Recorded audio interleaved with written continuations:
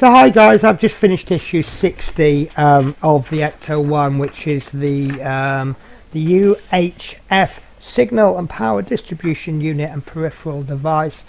Really nice issue actually. It's only 5 stages.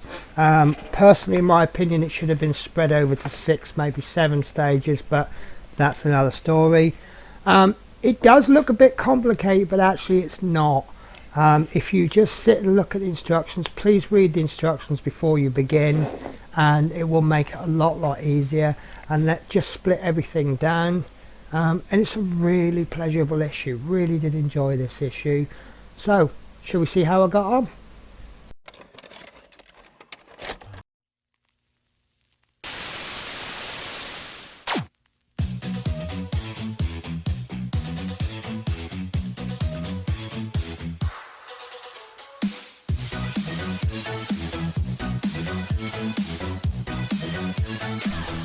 So hello, welcome to stage 60, the UHF signal and power distribution unit and peripheral device. Now in this issue we have a lot of parts. It's going to look very complicated, but it's actually not. It's one of those situations where if you just break things down step by step, it's going to be very simple. However, one thing they have done to me is, just as I've got used to the word Martin Marietta, they've introduced a new word, and I'll begin with the parts check on part A, and this is the astrodate input output peripheral body. They're working us hard, aren't they? So part B is this beautiful looking piece. This is the astrodate input output peripheral front. Then we have part C, and that's a small part. I think it's this one. It looks like it's this one. The astrodate input output peripheral monitor. Now the reason I say I think it's this one, the contents page is in black and white, but there's nothing else that matches this this shape. So obviously once we build it, if it's the wrong piece, then I will correct. The next part is D, and this is absolutely beautiful. I mean, I say this word a lot, but it is a beautiful model. This is the part D, Martin Marietta UHF signal and power distribution unit cover, and I'm going to try and zoom in. Oops, it's upside down. You've got all this writing and these fake screws on them. Now when I first looked at the instructions, obviously I look at the instructions before I build, and I just looked at it and I went, all those screws, but as you can see it's not all those screws, because all those screws are actually part of the piece. Sorry, I don't like to take a lot of time on the parts description, but you can tell it's worth it, can't you? So part 60E is interesting. Right, so we have got, I believe this is part 60E and 60F. The reason I've done them together is because, as you can see, they're all on one sprue. So 60E and 60F is Martin Marietta UHF signal and power distribution unit knob A and unit knob B, and I do note they go 1 2 3 4 1 2 3 4, and it does say later in the magazine, if you just bear with me while I find the actual relevant page, it says they look similar but have a subtle difference. The A knobs, E, have the longer top part, whereas the B knobs have the shorter part of the top. So it looks to me like these are the longer ones, and then these are the shorter ones, and I think they're shorter by about 0.5 millimeter to 1 millimeter. I'm sure someone's watching this now and is measuring them. So I'm going to do myself a favour, and I'm going to get 2 pieces of masking tape, and I'm going to place one on there and one on there, and if I can find a pen, which I cannot. So the instructions say the A knobs have the longer top part, so this is A and this will be B, because the B knobs have the lot shorter part. So organise the parts, it should make it easier for you at a later stage. Whoops, sorry, I've just dropped something, I didn't mean to. Okay, so part G is this piece here, and this is the Martin Marietta UHF signal and power distribution knob C, and these are much different from the previous knobs, and there's 6 of those, so we shouldn't get that confused. And then that takes us on to H, and there should be 4 of these, and this is metal. This is the Martin Marietta UHF signal and power distribution unit support strut. So we can see there are going to be quite a significant amount of screwing this week, but as you can see, not as much as I first thought. So that then takes us to the screws, and we have got AP screws times 7, and these are 1.7 by 5 millimeters. We have the GP screws, and these are 1.5 by 3 mil. So I meant to say the AP screws, there should be 9, that's 7 plus 2 spares, and the GP screws there's 8, 6 plus 2 spare. Then we have the IP screws, and we're using a lot of IP screws lately, do you think? These are 2.5 millimeters, and there's 4 screws plus 1 spare. And then finally that leaves us with the KP screw. Oh my god, look at all those. So KP screws 1.7 by 3 mil, there's 23, 20 to use on the build, and 3 spare. Okay, so this is stage 1 of a 5-stage build, and what we want to do to begin with is push the peripheral front 60B onto the front of the peripheral body 60A, figure A. Then push the peripheral monitor 60C into place on the peripheral front 60B, figure B.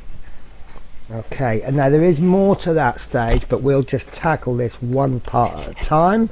So all we're going to do is we're going to take this, and if you don't know which way round it goes, I do notice that there's 2 locating pegs there, and that will go into there like so, and I can see also there's a screw hole there, and I've just dropped my part. There we go, so 2 locating pegs there, straight in like that. Is that going to go?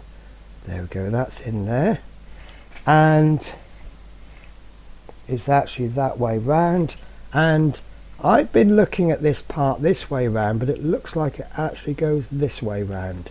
So that's going to go into there. You see there's a hole there, a peg there and a hole, and that is a really tight fit, but what I've done is I've kind of wiggled it. What I'm trying to do there is just, I think I'll do it a little bit more, but if you find that's getting too much, you've got 2 options here. That's actually gone in fine, but let me just see if I can take that out. So your 2 options are to make that hole slightly bigger, and you've got, or the option 2 is to make this one slightly smaller. And on my particular case, I've just also noticed a bit of flash, so let me just remove that. Can you see where that was obviously made on a sprue? there's a little tiny bit of flash on the end, and I think that will affect the overall build. And there doesn't seem to be a right and a wrong way on this. You see it looks absolutely the same, but yeah, so we'll pop that onto there, and then as you push it in, make sure you're pushing it in flat, give it a little bit of a wiggle, and that will just help scrape any paintwork off there, and that's on there like so. That's looking really nice actually. So to continue with step 1, we want to take the assembled peripheral unit and place it on the UHF signal and power distribution unit top.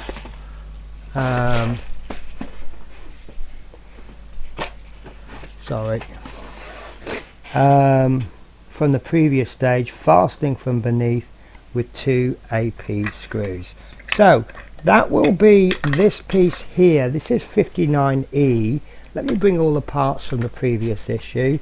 So if you remember, we had these pieces. Sorry, that's another piece. And we did speculate that that's going on there, and that's going to go together somehow. And what we're actually going to be doing is taking this, and we're going to take this piece and we're going to place it on there. Now we don't need to worry about which way round it goes. I did point that locating hole out before, and this actually has a locating peg. So let's deliberately put this in the wrong way. As you can see there, that's just not going to go. But if we put it the correct way round, that will go that way. And that will be fastened with 2 AP screws from below. So I didn't mean to get that many screws out. You know me, I either get every single screw or not enough. Right, so there's my 2 AP screws, and load my screwdriver up. So we're going to hold this down like a third hand, well, second hand actually. We're just going to pop that in just enough to bite, so that's not going anywhere.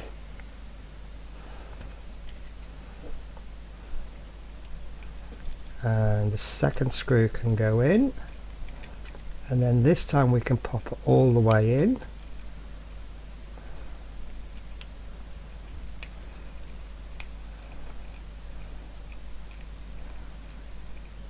And there we go, and that is stage 1 complete.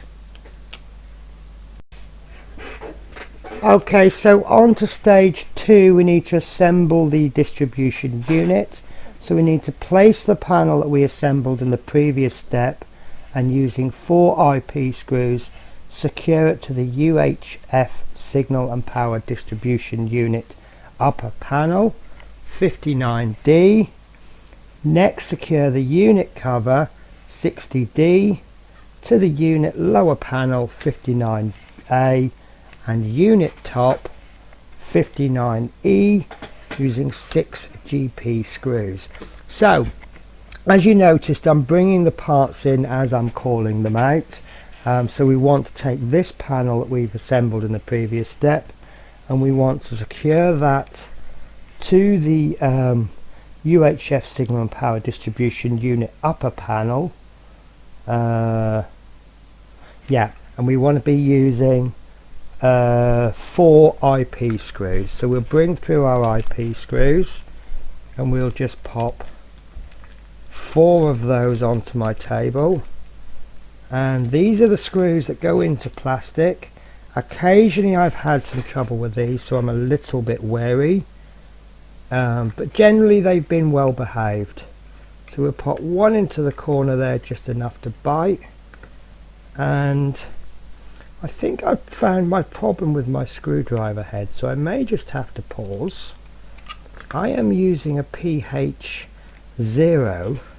I think for these IP screws, I think I want something a little bit larger.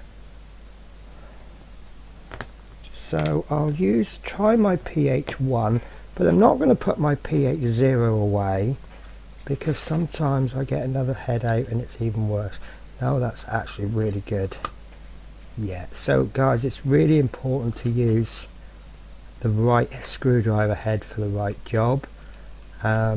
Sometimes these heads don't look much different, but they are.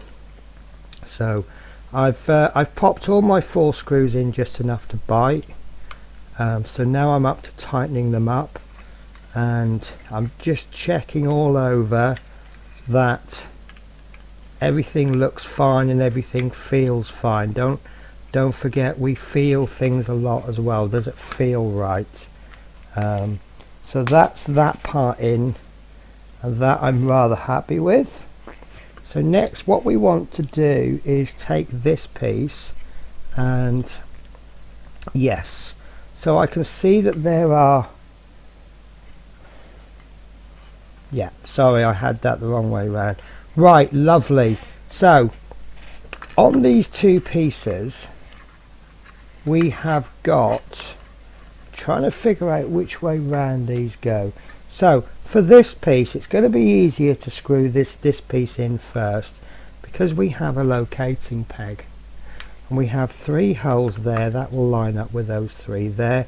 And can you see that we've got the 2 fake screws, and then the next one will be the actual screw, and then this will line up with the, can you see that I'm just popping that into the locating peg there.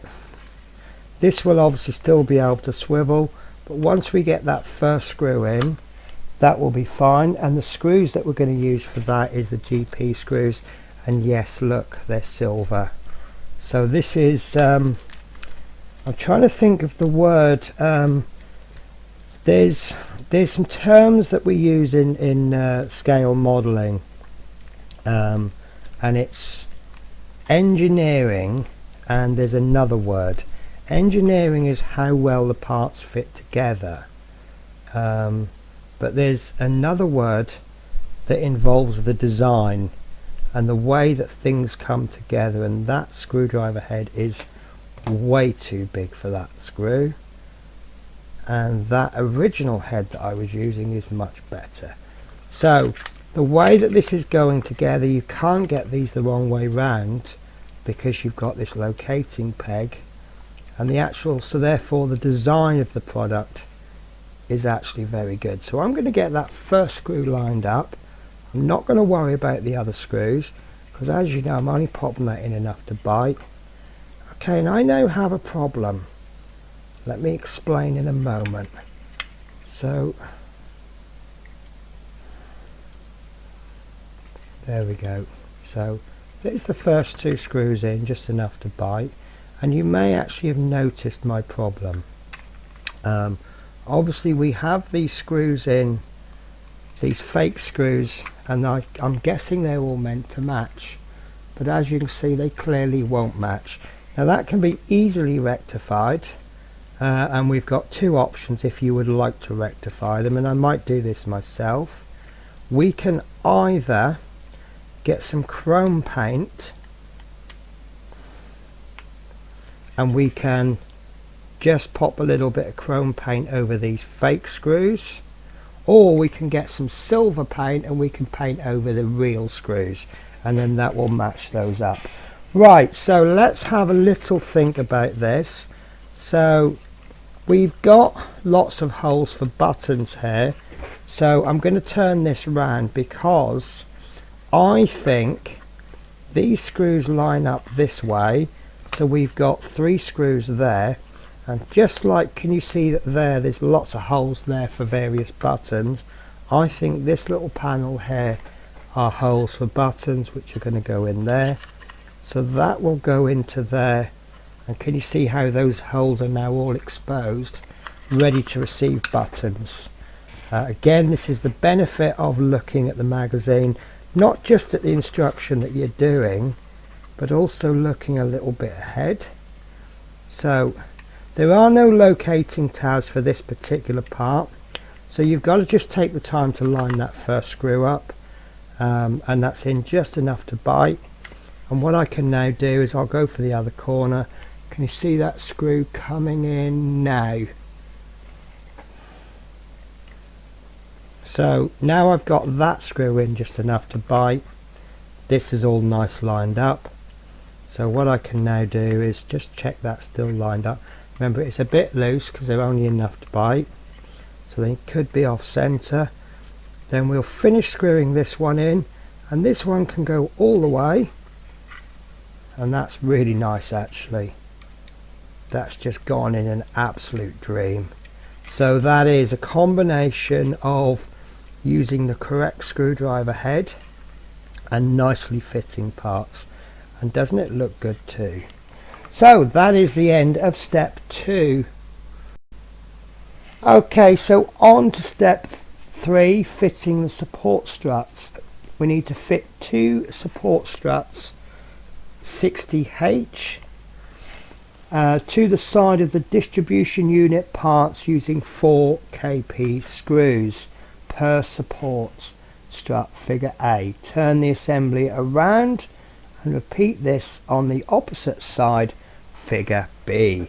So what we're going to be doing, you see we have all these holes down the side and down there, and if you remember when I popped these sides in, I did have a bit of a struggle on one. I can't really see what the problem is now, so maybe it's just sorted itself out. But these support struts are going to go down here, and I can see that these are like an L shape with the little tail bit going at the bottom.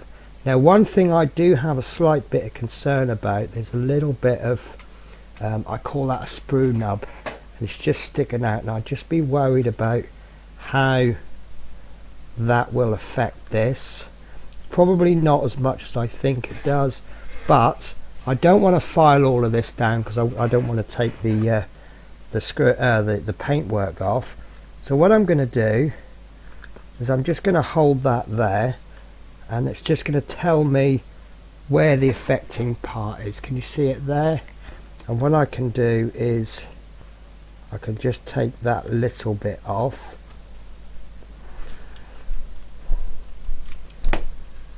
So although I've now left a black mark, I've been careful to make sure that I've only cut where the strut's going to go. Can you see it? That black mark's gone now. So this is going to be a little bit boring. This is 16 kp screws, so I'm going to do my old trick of showing you in detail how to put one in, and then I'll just do a bit of a fast forward on the rest. So I'm not going to count screws, I'm just going to chuck a load on the table. So right, the way I'm going to put these in is I'm going to place this onto the table. I'm going to pop this screw through the actual support strut, holding these together. I'm going to place this, and I'm going to use that to bring the screw to the part, and I'm just going to pop that in just enough to bite. Can you see that's in now? My second screw, ooh, so you can tell these are magnets, are metal, can't you, because they're magnetic, or my magnetic screwdriver picks them up. So now that we've got the first screw in, what we can do is we can just rotate this until we expose that screw hole, and I can see that it's just slightly off, and I'm going to have to push the box up slightly, squeeze them together ever so slightly, and then that's my, whoops, and that's my second screw in. No, that's not my second screw in, that's nearly my second. Right, let's take that out because I think that went in a little bit off center.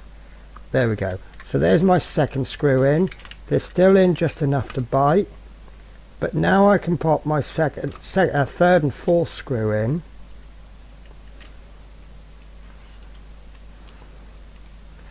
That one, and this one. So there's my 4 screws in, just enough to bite. Am I happy with the fit? Yes, I am. So now I can screw these in fully, and I like to go the same way that I put the same order or similar order to how I put them in, which is I've now put the first and the fourth one in, and then I'll go into the middle one. There we go, and that has actually added, just with the one support strut, that's added so much strength there. Whereas on the other side, can you see how much movement there is? This side, just with the one, that's really stiffened that up. So I'm going to crack on. I'm going to finish this one off, then I'm going to do these two, and then I will meet you for stage 4.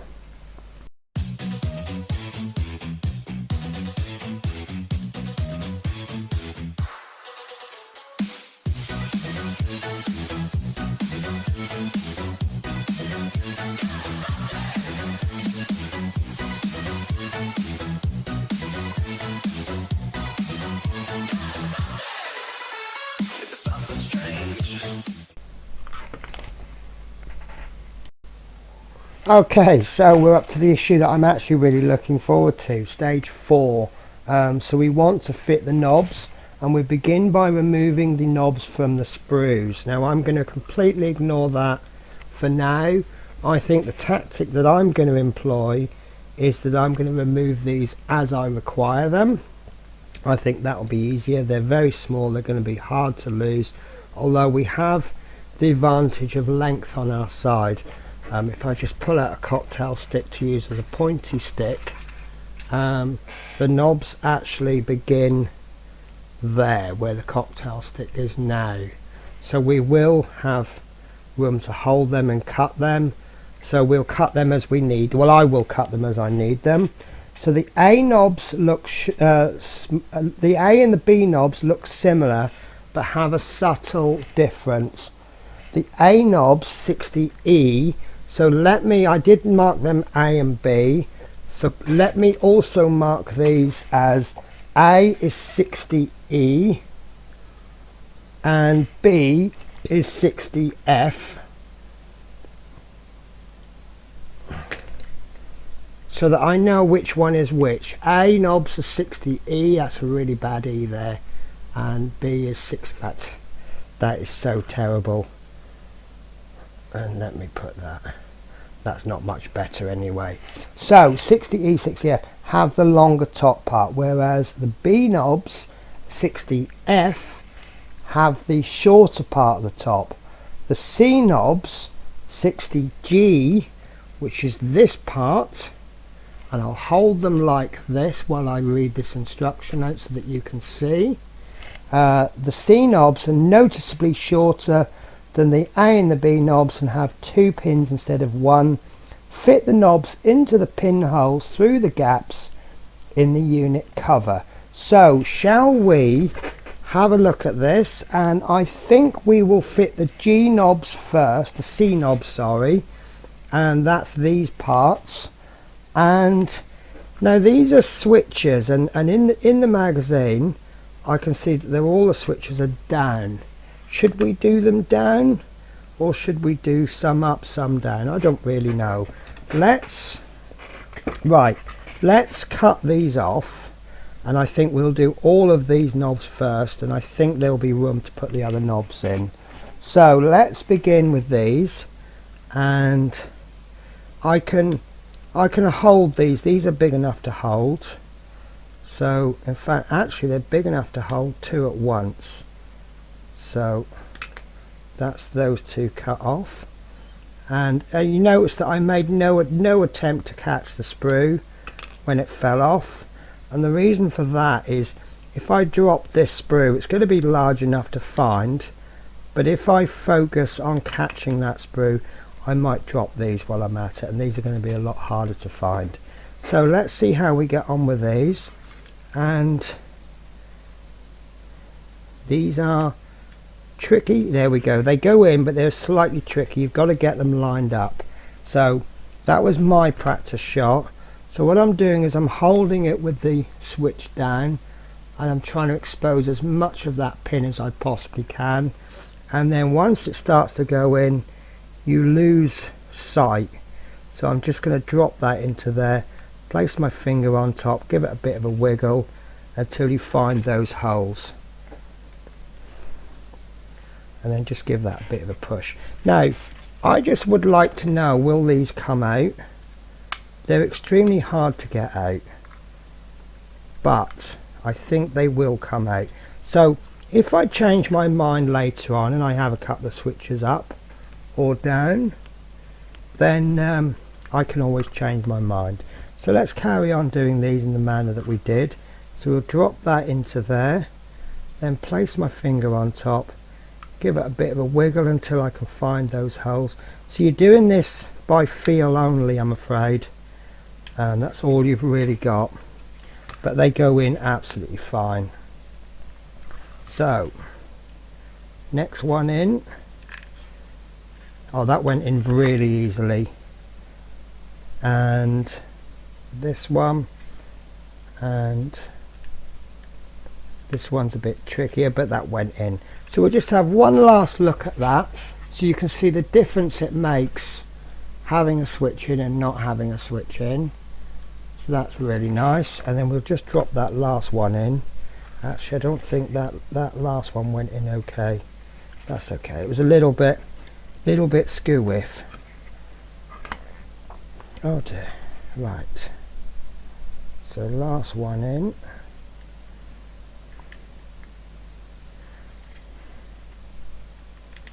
There we go. That's gone in absolutely fine.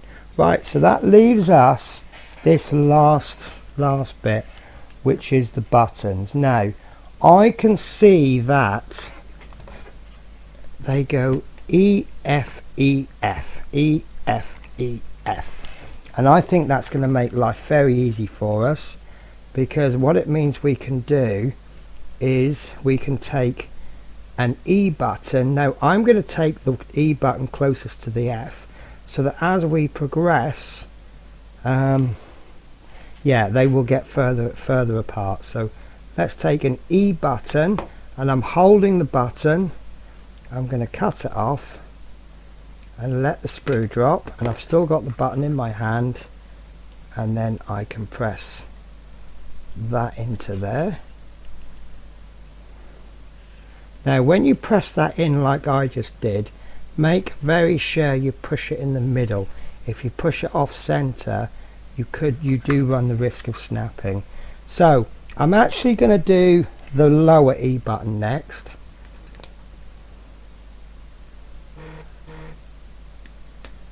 And by holding it as close to the top as you possibly can, it's going to give you a lot more to play with as you place it in.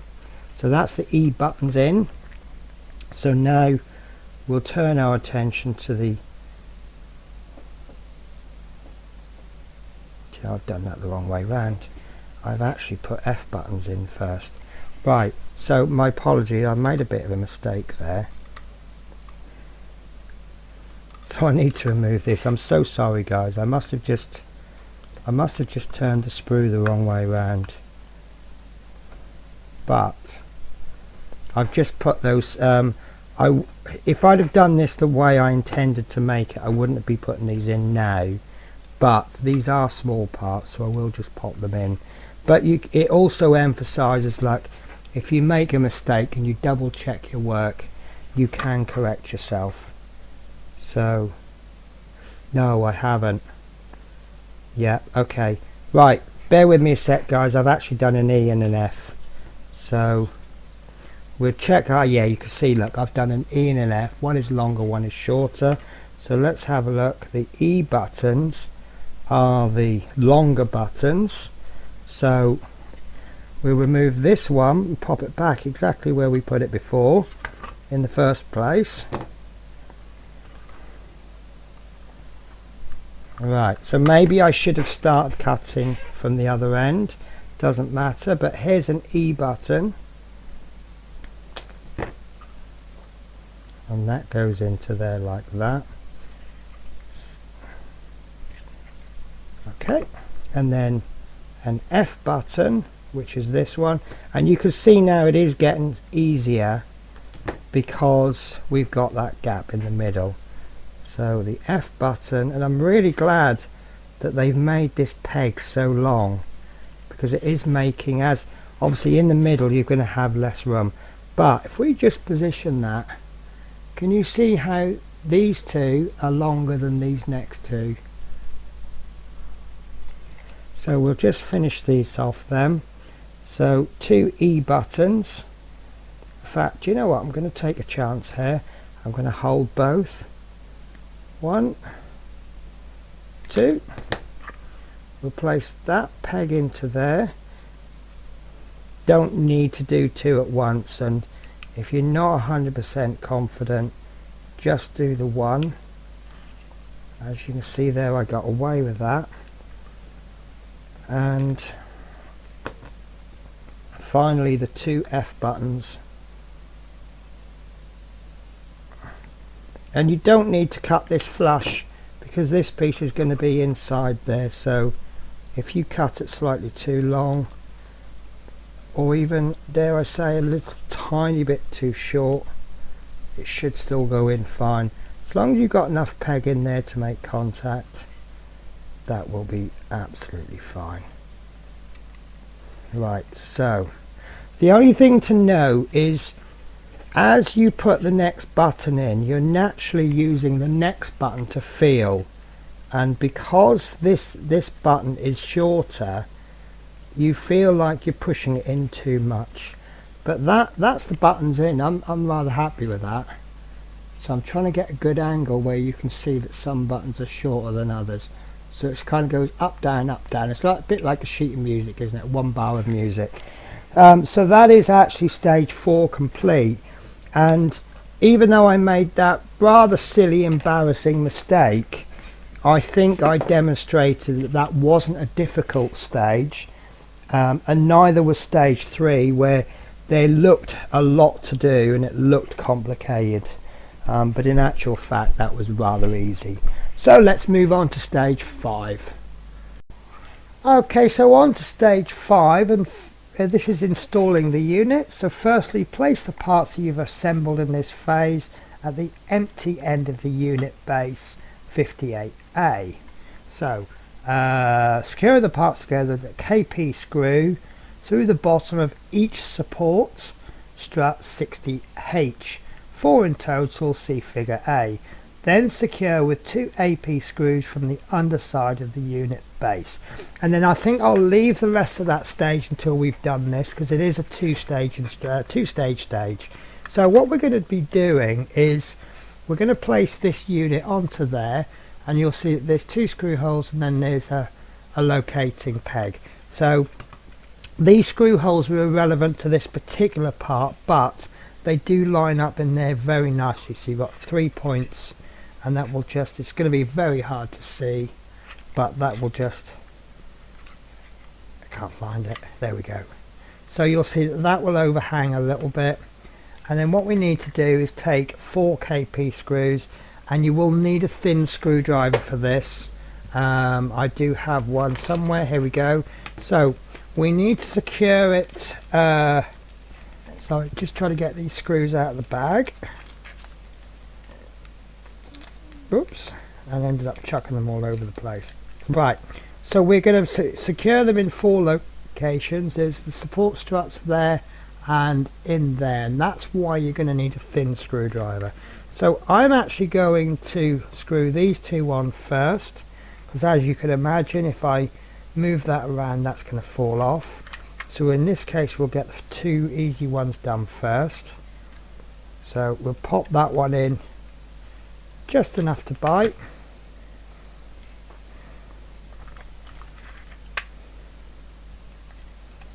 and then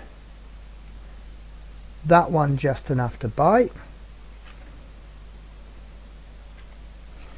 and that's fitting okay. So now we've checked the fit, we'll finish off these 2 KP screws, and depending on how good your screwdriver is, you may want to just lift this part upside down, because I want to balance that screw on the end there and just feed that into there, and that's in there fine. Obviously when you're holding this upside down, do support it so it doesn't fall off.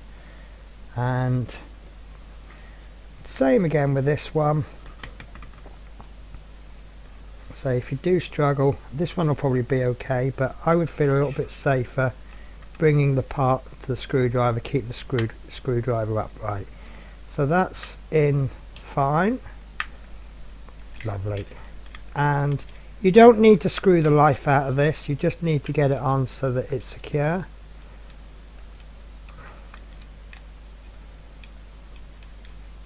And we'll just check that that's absolutely fine.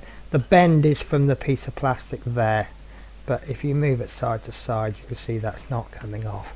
So we'll move on to the second part of the stage, which is take the parts that you've just assembled and place them at the right rear right hand side of the cargo area floor 52A. Join the parts together. Sorry, I do apologise, I've actually just missed a step back. So part of the first stage is once we've done these two, we also want to secure there with 2 AP screws. So let me just get these AP screws. I do apologise for missing that. I could throw blame at Eaglemoss and say perhaps they should have just split their instructions down even further, but let's just be honest here, I didn't read the instructions well enough. So once we've got those 4 screws in, we're aiming for these 2, and that can go in. And again, this comes up to a point that I've made many times, is that they put so many screws in that this is just such a secure model. We probably didn't need these 2 screws in here, it was plenty secure enough without them. But they've just gone that little bit extra. You saw me test it before I put the screws in. Was it 16, 17, 18, 19, 20, 6 or 7, it's about 28 screws in there, plus that one is about 30 odd screws in there. That couldn't be any more secure. So yeah, that's really pleased with that. So we need to take these parts that we've just assembled and place them at the rear right hand side of the cargo area floor, and we need to join those with 3 AP screws. So I'm going to get my 3, no they're not AP screws, right, so I'm going to get 3 AP screws, and I think I'll get these ready before I bring the cargo area in. So let's bring this in. So we have the jump seat that we made last week, and I will apologise, I'm a little bit limited for space on my desk today because I've been doing other projects. So I'm going to just kind of, there we go. So obviously I can't show you the whole lot on the camera, but this is the cargo area floor. This is the seat that we made last week. Just over here on the edge of the screen you can see that lovely jump seat there. We've got the little radio, I'll bring that through actually. It's got the lovely radio and the telephone there. So we're getting all that into relation with each other. What we're doing is we're looking at what pegs we've got available, and we've got 5 holes, 5 raised holes there. 1, 2, 3, sorry, 7. 4, 5, 6 and 7. And we want to line them up. 1, 2, 3. Don't know what that's for. That's just a little divot. 1, 2, 3, 4, 5, 6, 7. And all we're going to do is we're going to place that onto there like so. And I don't think, no, we can't put that the wrong way around. There is, I mean, it looks right that way, but we can't possibly put it in the wrong way. So we are looking for 3 screw holes. There's a really hard to reach one there. There's one in the middle there, and there's one on the end. So we'll make our job a little bit easier, and we will do the easy one first, which is this one on the end. I apologise if you can't see it. So we'll pop that one in just enough to bite, and then that should hold it roughly in the location that we need it. Then I'll go for the other end, and this is the hard one because it's going to be quite difficult to reach, and it's behind that seat, and we'll just try our best. And I'm rather lucky there, that one's gone straight in. Do support the cargo area floor from below because there is the possibility it can bend. And then this last one is going to be tricky, but not as bad as that one. We just need to get that in the middle.